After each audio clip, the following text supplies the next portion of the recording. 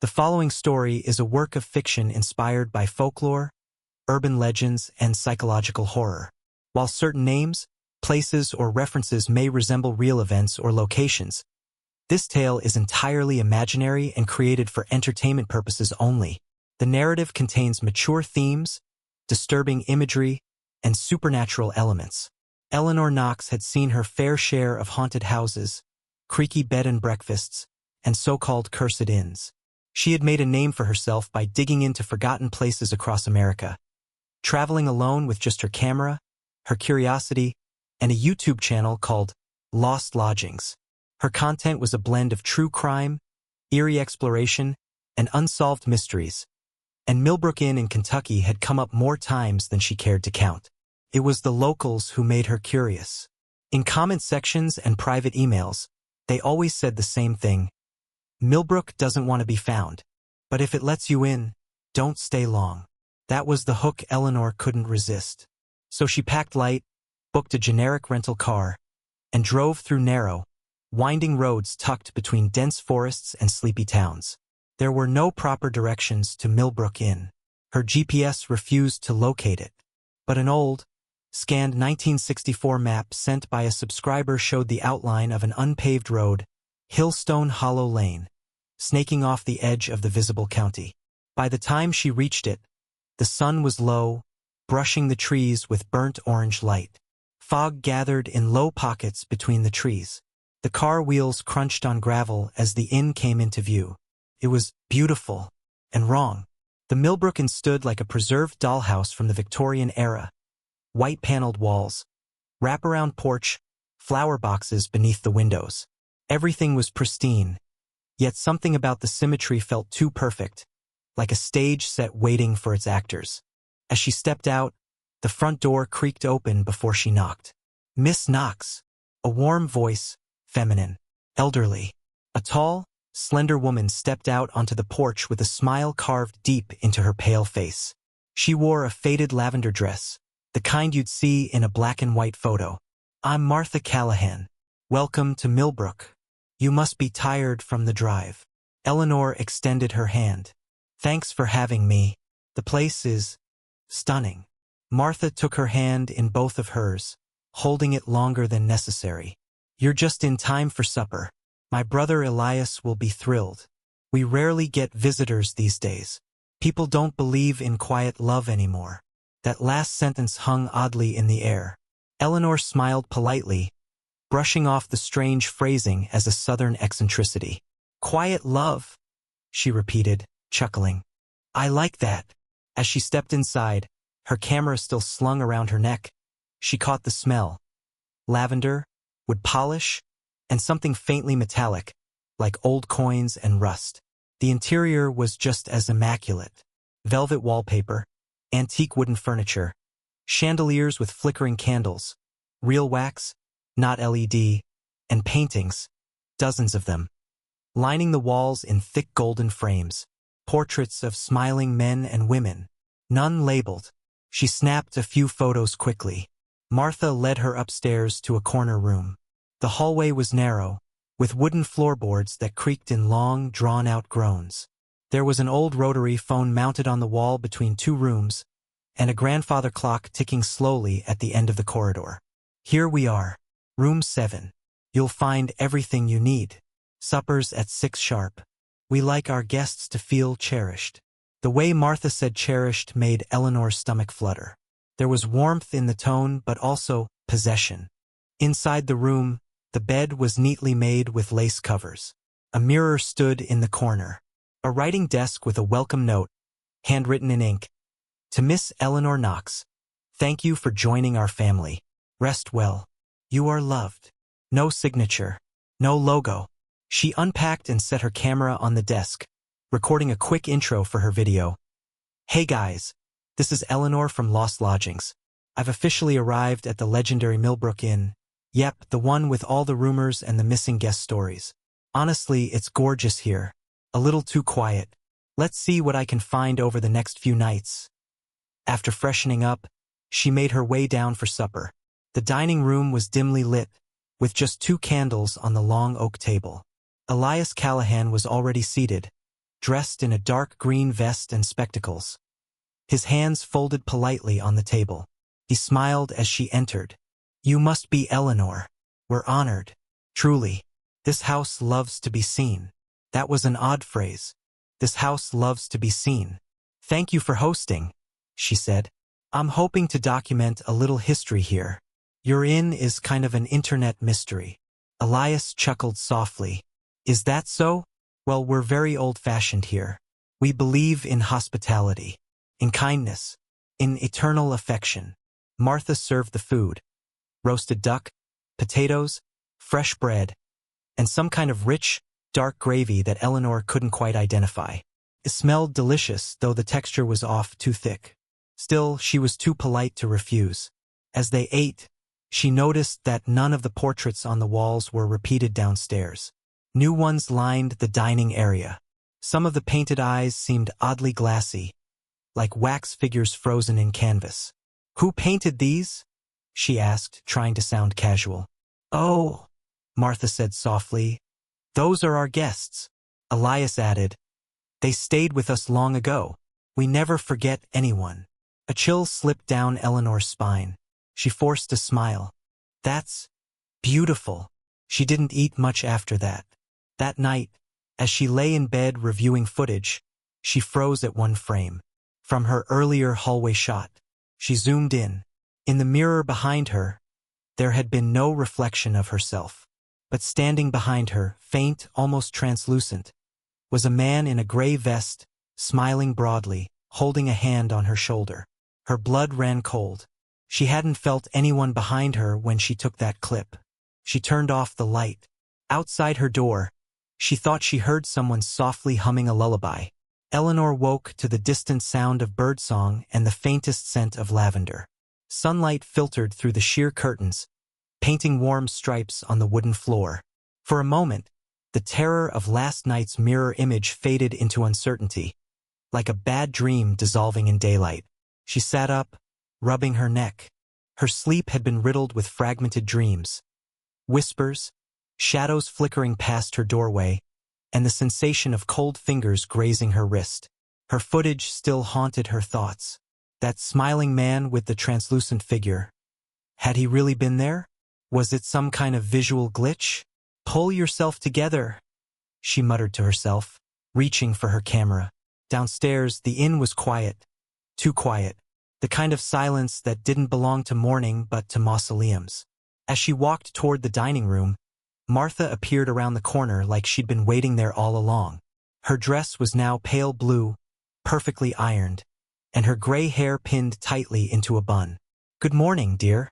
Did you sleep well?" she asked with syrupy warmth. Eleanor forced a smile. "I did, thank you." Martha stepped closer and gently touched Eleanor's shoulder. "This house is very old, but it embraces those who stay. You'll come to feel its rhythm." There was something unsettling about the way she spoke, like the inn was a living thing, a sentient presence. Eleanor cleared her throat. "Would it be okay if I roamed around today, just to get some shots for my blog? Maybe talk to a few other guests?" Martha's smile didn't falter, but her voice lowered slightly. "Of course, darling, but there are a few small requests we ask of everyone who stays." "Requests?" Eleanor echoed. Martha raised one elegant finger for each point. "1. Never lock your door. This house has no need for barriers between family." "Okay." 2. Always eat what is served. It's considered rude otherwise." "Sure," Eleanor said, remembering the thick gravy from last night. "And 3. Martha paused. "Don't ask too many questions about the other guests. Some of them prefer privacy. They've endured great pain in their time." The phrasing was bizarre. Endured? As if the guests were survivors of something unspeakable. Martha's hand lingered on Eleanor's arm. "You're one of us now. You are loved. You are family." With that, she turned and walked away. Eleanor tried to shake off the weirdness as she explored the second floor. Her camera rolled steadily, capturing the hallways, the antique decor, and the massive portraits staring down from their golden frames. She stopped at one in particular, a young woman in a 1940s nurse uniform. Her eyes were sorrowful. Her lips parted slightly like she had something to say. She looked down and noticed something peculiar. The woman in the portrait was holding a small, handwritten note, blurred in the paint, but resembling the one Eleanor had found in her own room. That couldn't be a coincidence. Eleanor recorded a voice note into her phone. Found a painting of what looks like a wartime nurse. Her expression is strange, almost alive. I'm wondering if these portraits are modeled after actual former guests. Need to compare faces with missing person databases later. She wandered farther down the hall and stumbled upon room 11, its door slightly ajar. Curiosity tugged at her, especially after Martha's rule about not asking about other guests. But if the door was open, she gently pushed it. The room was dim. A single lamp flickered on the nightstand. The air was ice cold, despite no AC vent in sight. A woman sat on the edge of the bed with her back to the door. Her posture was rigid. Her hands rested on her knees. "Hi," Eleanor said softly. "Sorry, I didn't mean to intrude." The woman turned her head slightly, revealing only half her face. Her eyes looked vacant. "Do you need something?" she whispered, her voice dry and hollow. "I'm a guest here too," Eleanor replied. "Just filming for a travel channel." The woman turned her face fully. Eleanor froze. The woman's skin was pale, not naturally, but in a way that suggested months without sunlight. Her lips were dry and cracked, and her eyes, they didn't blink. "You should leave," the woman murmured. "Don't unpack. Don't sleep here again." Eleanor stepped back. "Are you okay?" The woman's hand twitched. "I can't go. The house won't let me." That was all Eleanor needed to hear. She backed out of the room, pulling the door shut, but not before the woman whispered one final phrase. "Once they love you, they never let you go." Downstairs, Elias was sitting in the parlor, softly playing an old piano. He didn't look up as she passed. She stepped outside to clear her head. The air was thick with fog, and the tree line behind the inn seemed closer than before. Eleanor noticed a small pathway leading to the side garden. She followed it, her boots crunching on wet gravel, until she came upon a short wooden fence she hadn't seen the day before. Beyond it lay rows of small, flat stone markers. 43 of them. There were no names, only numbers. 1, 2, 3. 43. They weren't new, but they weren't ancient either. Some of the stones were cracked. One was stained with something that looked like oil or dried blood. She pulled out her camera and began filming. "Behind the Millbrook Inn, I've discovered something chilling. 43 identical stone markers, unmarked and unnamed. Just numbers. The ground is soft, recently disturbed in some spots." Then she heard it, a faint humming. The same lullaby she thought she heard last night. It was coming from behind her. She spun around. No one. But in the camera's viewfinder, through the trees, she thought she saw a woman in a pale blue dress watching her. Martha. Eleanor lowered the camera and looked again. Nothing. When she returned to the inn, her room had been cleaned. Her shoes aligned perfectly. Her bag zipped shut. Her laptop, which she had left open, was closed, but the screen was still warm. On the pillow was another note, handwritten in ink. "Please don't wander off, dear. We worry. We love you. Supper at 6. The word love was underlined 3 times. That night, Eleanor didn't sleep. Not really, because outside her room, the humming returned, accompanied by the slow, dragging shuffle of bare feet across wood. And the locked room 9 across the hallway? It wasn't locked anymore. The morning sun spilled into Eleanor's room like golden silk, but she didn't feel warmth. She hadn't slept. Her eyes burned, not from fatigue alone, but from staring at the closed door all night, waiting for it to open. Because for hours someone had stood just outside it, breathing, a slow, raspy inhale, a sharp, rattling exhale, then silence, then humming, but the door never opened. When the sun finally rose, the hallway was empty. No footprints, no shadow under the door, just the faint scent of roses or decay. Eleanor pushed the door open and stepped into the corridor, camera clutched in hand. The inn was too quiet again. No staff, No guests. The air was thick and unmoving, like an attic sealed for years. But the light from the stained glass windows guided her feet toward the grand stairwell, where dozens of portraits hung from the walls, paintings she hadn't noticed before. They weren't just art. They were watching. She paused in front of a tall frame featuring a man with a strong jawline and light eyes, dressed in a train conductor's uniform. There was dust on the frame but none on the man's face, as though it had been cleaned recently. Below the painting was a small gold plaque. It read, "Beloved guest, departed in love." She stepped back. The next portrait had a woman in a red summer dress holding a suitcase. The one after that, a teenage boy wearing a baseball uniform, smiling wide, but his eyes, they were empty. Eleanor pulled out her phone and began taking pictures. She scrolled through the files she'd recorded yesterday. Something wasn't right. One of the portraits, the nurse from upstairs, hadn't been there before. She was sure of it. And now, a new one had appeared in the hallway. Her camera caught it. So did her eyes. The frame had no image, just a blank canvas with smudges of gray. Below it, a nameplate had already been attached. But the letters weren't engraved. They were written in ink. E. Knox, her breath caught. What the hell? She backed away, heart thudding. It had to be a prank. But her hands trembled. Her voice wouldn't work. Suddenly, she heard footsteps behind her. She spun around. Elias stood at the base of the stairs, one hand resting on the wooden banister, smiling as if nothing in the world was wrong. "Admiring our gallery?" he asked warmly. Eleanor swallowed. "Did you update that painting? The blank one?" Elias tilted his head slightly. "That space has always been there, waiting. It only appears for those who belong." "What do you mean, belong?" she asked.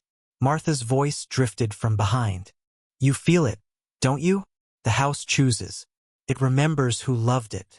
Eleanor turned to see her standing at the top of the stairs, dressed in cream lace, holding a silver tray with a cup of tea. "I didn't drink the tea," Eleanor said, her voice rising slightly. "You brought me tea last night. I poured it out. What was in it?" Martha's expression didn't change. "You mustn't waste the house's offerings. It makes the walls restless. You'll feel them closing in soon." "What is this place?" Eleanor demanded, her voice cracking. "Who are the people in the portraits?" Elias smiled and began ascending the stairs slowly. "Guests like you. They stayed. They were loved. And now they're dead," she hissed. "Love isn't death, Eleanor," Martha said sweetly. "Love is permanence." Eleanor fled. She ran upstairs and locked herself in room 7, ignoring the rule. She pulled the drapes closed, dimmed the lights, and transferred all her photos to her laptop. She needed evidence. Needed to post. She could live stream, maybe, upload something quickly, get out, alert someone. But her laptop screen flickered, then went black. A message appeared, typed across the screen. "You are loved. You are family. You are home." The message erased itself. Her system rebooted. Everything was wiped. All footage, photos, audio, gone. She felt dizzy, as if the walls themselves had turned against her. Then came the knock. Soft, delicate, repeating. 3 gentle taps. She approached the door slowly, heart hammering. "Who is it?" No reply. She peeked through the keyhole. But there was no one there. Just darkness. But the door creaked open anyway. Room 9 stood directly across the hallway. This door had been closed all morning. Now it was wide open, revealing nothing but pitch blackness inside. Eleanor felt pulled not by curiosity, but by something colder, deeper. She stepped forward, one trembling foot at a time. Inside, the walls were bare. No furniture. Just a single object. A full-length mirror leaning against the far wall. Her reflection stood in it, but something was off. The reflection wasn't moving as she did. It blinked slower, smiled wider, and behind her reflection, in the mirror's world, were dozens of shadowy figures, all the faces from the portraits, standing in rows, staring, smiling. One of them, the nurse, stepped forward and pressed her hand against the inside of the mirror. Eleanor staggered back, heart racing. She turned to leave, but the door had closed behind her. She was trapped. Hours passed. Or minutes. Time didn't work here anymore.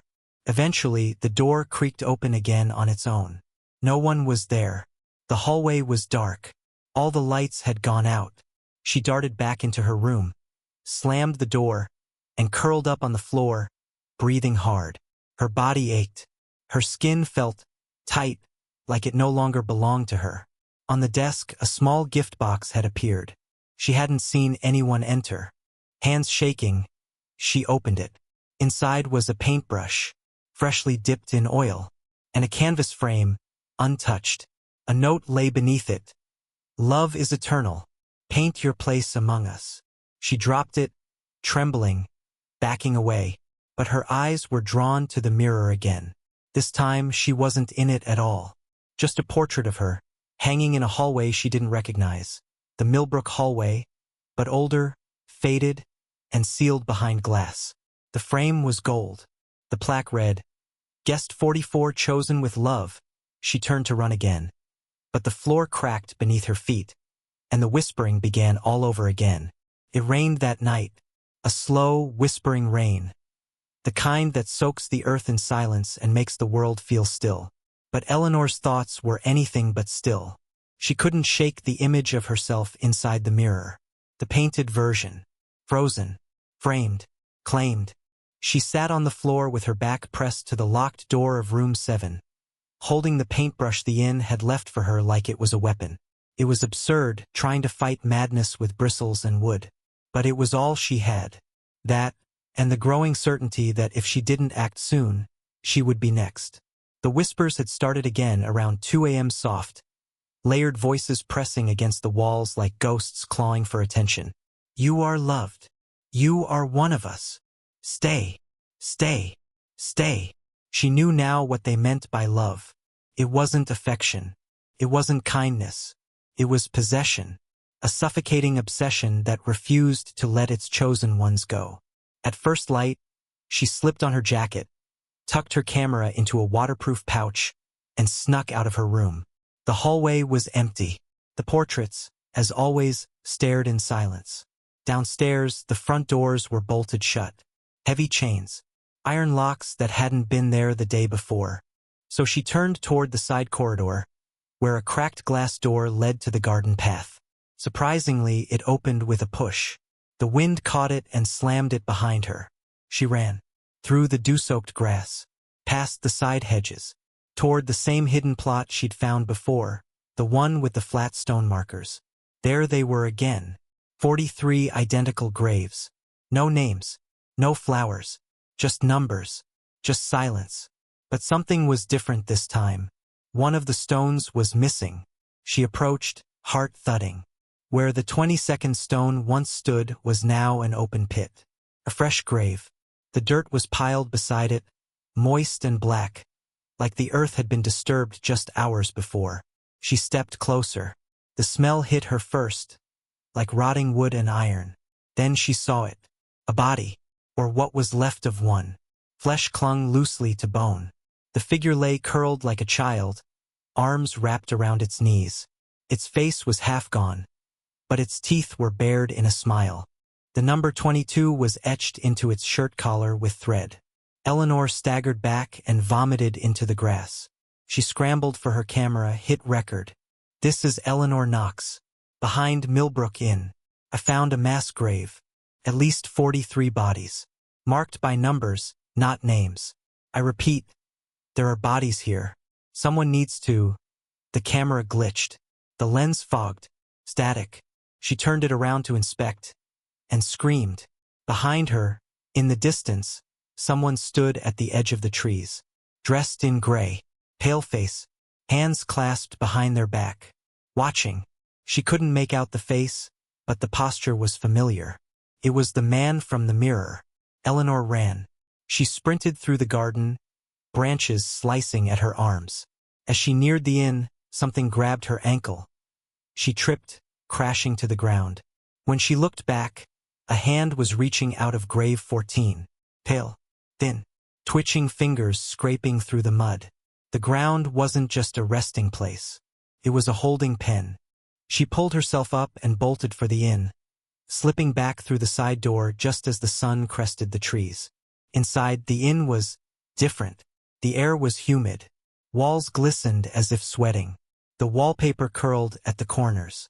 The scent of mold mingled with the smell of something sweeter, lavender. Again, stronger now, overpowering. A low humming echoed from the kitchen. She crept toward the sound. Inside the kitchen stood Lillian, the cook. She was slicing carrots with unnatural precision, her hands moving too fast, too rhythmic. Her eyes didn't blink. "Morning, love," Lillian said without turning. "Hungry?" "No," Eleanor whispered. "I found the graves." Lillian stopped cutting. Her hand paused in midair. Then slowly, she turned, a gentle smile on her round, powdered face.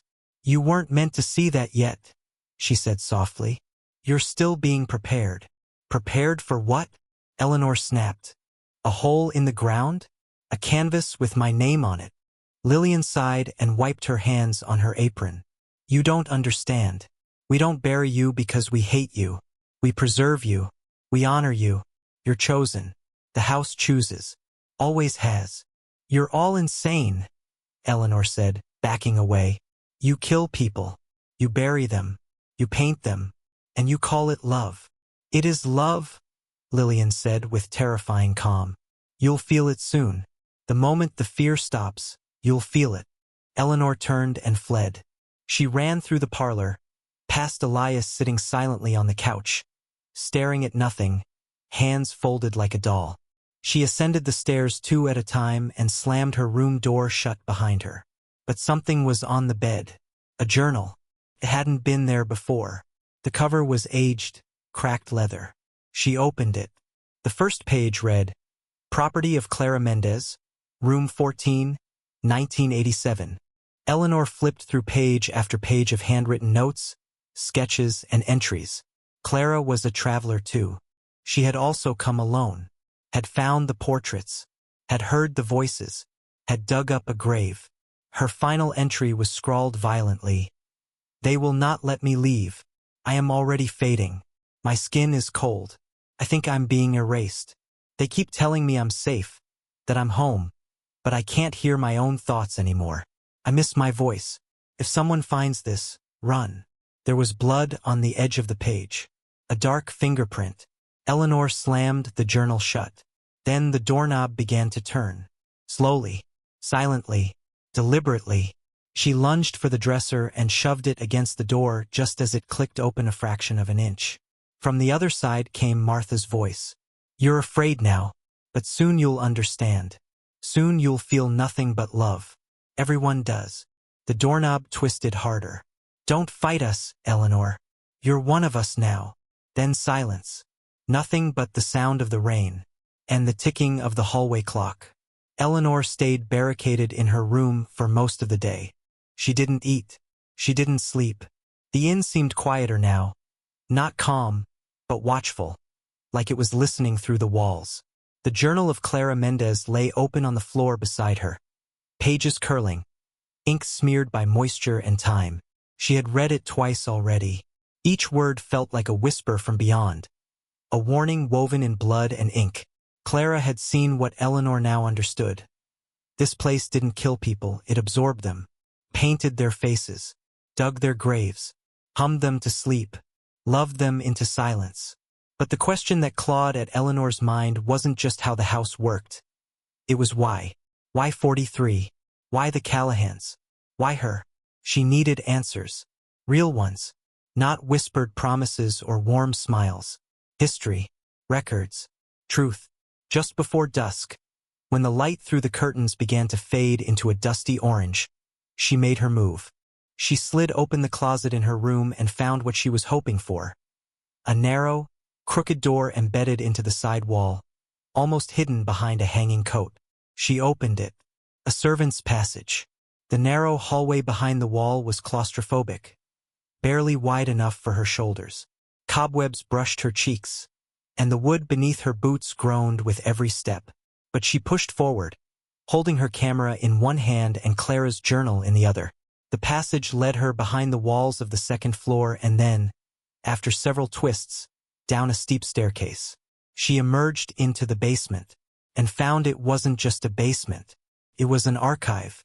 Old documents were stacked in trunks. Ledgers, photographs, faded postcards, and torn newspapers dating back over a century. A rotted wood sign leaned against the far wall.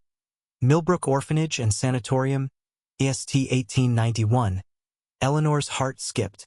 Not an inn. Not originally. A sanatorium. And an orphanage. She dusted off a thick book marked Founder's Registry. Inside were notes in impeccable cursive. The opening page read, "In memory of our beloved parents, we open this place to those abandoned by the world. Let no soul here be unloved.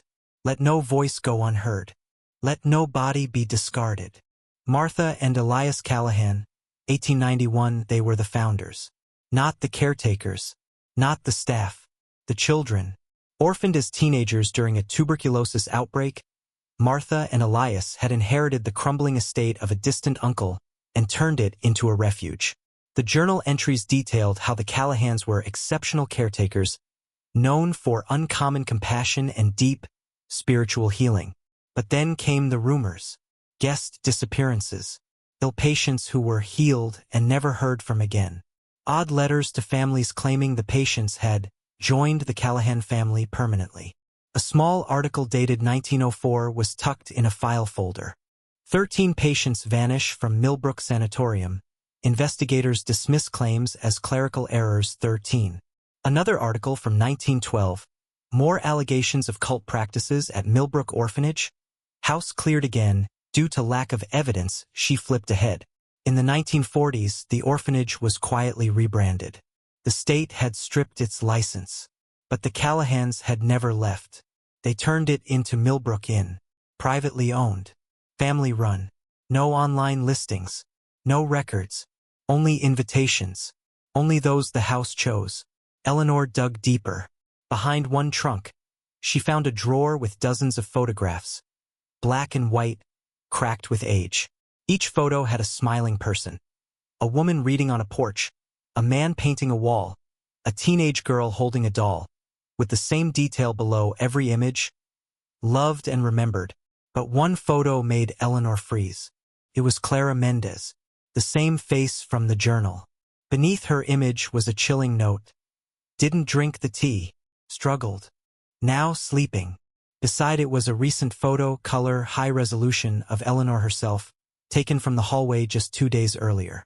Her face slightly blurred, but unmistakable. And beneath it, in fresh handwriting, "Current guest. Unsettled. Will accept love soon." She dropped the photo. Her knees buckled. For a moment, the room tilted sideways. They were tracking her, cataloging her, preparing her. She stumbled back up the stairs through the passage and burst out into the hallway gasping for breath. But the house felt different now. Darker, heavier, like it had grown aware of her trespass. The floor creaked behind her. She turned and Elias stood there. His glasses glinted in the low light, his hands calmly folded in front of him. "I see you've been reading," he said gently. Eleanor didn't speak. "You're not the first to search for truth," Elias continued, stepping forward. "And you're not the first to fear it. But you see, the house doesn't trap anyone. It embraces. It offers what the world does not." He smiled softly. "Unconditional love." "Love isn't a cage," she snapped. "No," he replied. "But it's a coffin, built of comfort and peace. Once you lie down in it, you never want to leave." Eleanor took a step back, clutching Clara's journal against her chest. Elias tilted his head. "You've already been chosen. The painting is waiting. The grave is dug. You feel it, don't you? The warmth in your chest. The sleepiness in your bones." Her legs suddenly felt heavy. He was right. She was tired. Too tired. Even after all the adrenaline. Even after all the terror. She shook her head violently and ran back to her room. She had to leave. She had to burn it all. Back in room 7, she began to pack her things, laptop, camera, notebooks. She didn't notice at first, but her reflection in the mirror wasn't following her. It just stood there watching, and then it smiled. The first door Eleanor tried was the front one. Big, red, ornate, with its polished brass knob glowing dimly in the hallway's late morning light. She grasped it with both hands and pulled. Nothing. She twisted, shoved, kicked. The bolts didn't even rattle. Outside, the sun gleamed on the mist-covered lawn. The trees stood still, watching. She tried the windows next, first in the parlor, then the dining room. Locked, painted shut. The glass didn't crack when she slammed her elbow into it. It bent, like warm plastic. The house wasn't just keeping her in. It was sealing her. She ran to the back hall, toward the servants' exit near the kitchen. A rusted screen door led to the garden path where the graves lay. It had been open just a day ago. Now, gone. As if it had never existed. Just a smooth stretch of wall in its place. "No, no, no," she muttered, hands shaking. "This isn't real." But it was. Every hallway was unchanged and yet entirely different. Doors she'd walked through yesterday now led to closets. Stairs looped back to the same landing. The inn had grown deeper, wider, longer. The architecture itself was shifting, closing around her like the jaws of something ancient and patient. She sprinted upstairs, clutching her camera like it could anchor her sanity. In room 7, the mirror was gone. In its place, a canvas, blank, wet, and next to it a small table. On the table a brush, a bowl of oil, a note written in gold ink. "Love begins when you accept your place. Paint what you see." She turned around to run again, and slammed directly into Martha. The old woman was just standing there, her pale hands clasped politely in front of her. She looked smaller now, her eyes dull and moist. "You must be so tired, dear," Martha whispered. "Let us help you rest." "I'm leaving," Eleanor said, voice trembling. "You already left," Martha said. "The second you arrived, your old life began to fade. You just didn't notice. No one's looked for you. No one's called. Do you even remember your mother's voice?" Eleanor opened her mouth to protest, but nothing came out, because she hadn't checked her phone, hadn't received a message, hadn't even thought of calling anyone. Not once. Martha stepped forward and gently cradled Eleanor's face in her hands. "No one out there is waiting, but we are. We always have been. That's what makes this love real." Eleanor jerked back and ran past her, through the hallway, down the stairs. The house sighed around her. She found her way to the library, the one room she hadn't dared enter before. It was massive, vaulted ceilings, bookshelves that curved upward like ribs. And in the center of it, an old rotary phone sat on a pedestal table, black and silent. She lunged for it and dialed 911. Nothing. No dial tone. Just dead air. She tried another number. Her mother's. Then her sister's. Static. Then a voice. Faint. Garbled. Already gone, should have run. It wasn't a connection. It was a recording. Someone else's voice. A warning caught in the wires. She slammed the phone down. The shelves around her creaked, and then, softly, books began to fall. 1, 2, 3, all landing open, each one filled with names, dates, descriptions, all guests, all 43. Some pages had smiling photos, others just sketches. But every entry ended the same way. Departed in love. She turned to the back of the room and saw something horrifying. An easel stood against the far wall. On it, a half-finished painting of her. The background was nearly done. The hallway, the window, her coat. Her face was missing. There was a space. Waiting.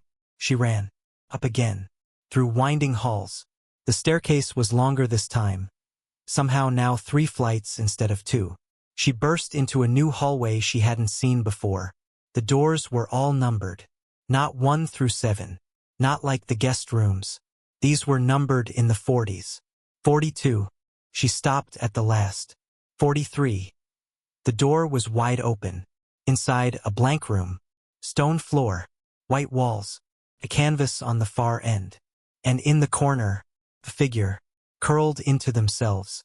Rocking slightly, she stepped in. "Hello." The figure turned, the same pale woman from room 11. The one who had warned her. She was thinner now, skin stretched, lips cracked. "You stayed," the woman whispered. "So did I. Now we belong. And soon you won't remember either." "I'm getting out," Eleanor whispered. The woman laughed softly. "The doors don't open for love. Not here." Eleanor backed out of the room and shut the door. She turned and faced room 44. No number plate, just her name carved in the wood. Knox. She didn't open it. She ran instead through every hallway, up every stair, past every portrait. The walls pulsed like lungs. The chandeliers flickered. The house was alive. And it was closing in. Finally, she made it to the attic. A tiny trapdoor above room 2, hidden behind wallpaper. She climbed up and into the dust-choked darkness, coughing and crawling. There, in the attic's far corner, she saw it. A window. Not painted shut. Not fake. Real. Light filtered through it, pale gray but outside. She rushed to it.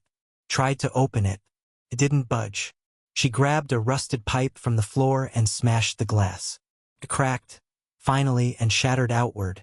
She reached through, cutting her hands on the jagged edge. The air outside was real. She could feel it, smell it. Freedom. She hauled her body through the narrow frame, ignoring the pain, and fell out, tumbling into the side garden, scraping her knees against wet stone. She looked up at the inn. It looked smaller now, quieter, like it was sleeping. She didn't wait. She ran into the trees. Eleanor ran without stopping. Branches clawed her arms, thorns tore at her legs, but she didn't feel them. All that mattered was the rhythmic pounding of her boots and the fading outline of Millbrook Inn behind her. Growing smaller, more distant, more quiet. But the forest wasn't quiet. It breathed. It watched. And somewhere deep inside it, it moved. She didn't know how long she ran. 20 minutes? 2 hours?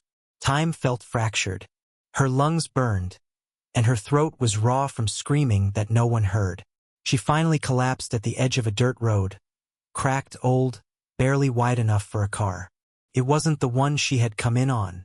Or maybe it was changed, warped. Nothing out here made sense anymore. She reached into her coat for her phone. Dead. Camera still blank, all files gone. Then she saw it. A shape just ahead. A sign. She stumbled toward it. A wooden post with an old, rusted placard. Millbrook Cemetery, St. 1892. Her heart sank. How could she have run in a circle? But this wasn't the graveyard she had filmed behind the inn. This one was public. Open. Normal. She stepped through the rusted gate and froze. Because there, just inside the fence line, was a freshly dug grave. Uncovered. Waiting. A shovel stuck upright in the soft earth. And at the head of the grave, a brand new marble marker, still gleaming white. Her name was carved into it. Eleanor Knox, 1989 to 2023. She was finally loved. She stumbled back, shaking her head. No, this isn't real. This isn't happening. But then, she heard the shovel move. Scrape, drag, crunch. She turned, and the Callahans were standing just beyond the gate. Martha with her calm smile, and Elias, hands folded. Their clothes were clean, neat, their skin no longer aged. "You ran so far, dear," Martha said gently. "And yet, you returned." "I didn't come back," Eleanor whispered. "This isn't the inn." "Millbrook is everywhere," Elias said. "It's not a place. It's a choice." "What are you talking about?" "The house doesn't keep you," Martha said. "You choose it. And you did." "No, I didn't." Martha pulled a piece of paper from her coat pocket. "I believe this is yours." She held it out. It was yellowed, folded. Eleanor hesitated. She took it. It was a signed will. Her name, her signature, her handwriting, and in bold letters at the bottom, "I leave myself to Millbrook to be remembered, to be loved, to be eternal." "No," she breathed. "I didn't sign this. This is fake." Elias stepped forward, pulling something from his own coat. A journal. Not Clara's. A different one. Leather-bound. Still fresh. He opened it. Inside, pages and pages of her handwriting. Her thoughts, her entries, her dreams, her fears, and a final page, dated today. I'm so tired. I don't want to run anymore. I just want to be held. I just want to be loved. I accept it. I accept them. It was her voice, her mind, her words. But she didn't remember writing them. I didn't write that, she whispered. Martha smiled gently. Not with your hands. But your heart has been here a long time. The shovel moved again. Eleanor turned and saw herself standing in the grave, smiling, calm. Her duplicate, her double, pale, quiet, waiting. I'm not ready, she cried. I'm not done. I didn't choose this. The other Eleanor tilted her head. You don't have to choose. You only have to stop running. Behind her, the wind died. The birds stopped. Everything stopped. Then footsteps. A woman emerged from the woods. Late 30s. Backpack. Camera gear. She looked tired, curious, alert. A traveler. A seeker. She stopped at the gate, looked around, and spotted Eleanor. Their eyes met. For a split second, Eleanor saw hope. She opened her mouth to shout, but nothing came out. The other woman raised a phone, filming, narrating. Just outside Millbrook, Kentucky. Came across this old cemetery. Super eerie. Found this unmarked grave with a shovel and... Wait, is that a person? She zoomed in. Excuse me? Are you okay? Eleanor tried again to speak, but her mouth wouldn't move. The other woman frowned. You need help. Eleanor reached out, and the woman flinched, blinked, suddenly confused. She stared at Eleanor, then at the grave. No one's there, she said. She looked through the phone again, tilted her head. Must have been the light. She lowered the phone, shook her head, and walked away, leaving Eleanor alone, still, invisible. Back at the grave, the real Eleanor stood motionless. The copy reached out, took her hand, and gently pulled her in. The soil was soft. The warmth was soothing. The fear was fading. She lay down. The Callahans stood on either side, like guardians. Martha knelt and pressed a kiss to Eleanor's forehead. You're safe now, she whispered. You're loved. And Elias placed a canvas over her chest. Blank. Waiting. 6 months later. Autumn crept quietly through Kentucky, blanketing the hills in golden leaves and soft fog. The roads to Millbrook were still unmarked on digital maps, and the old winding lanes remained stubbornly unknown to most drivers. But if you were lost enough, if you were lonely enough, Millbrook Inn would find you. A new car rumbled along Hillstone Hollow Lane. A man in his early 30s sat behind the wheel. He was travel-weary, beard rough from the road, a duffel bag on the seat beside him.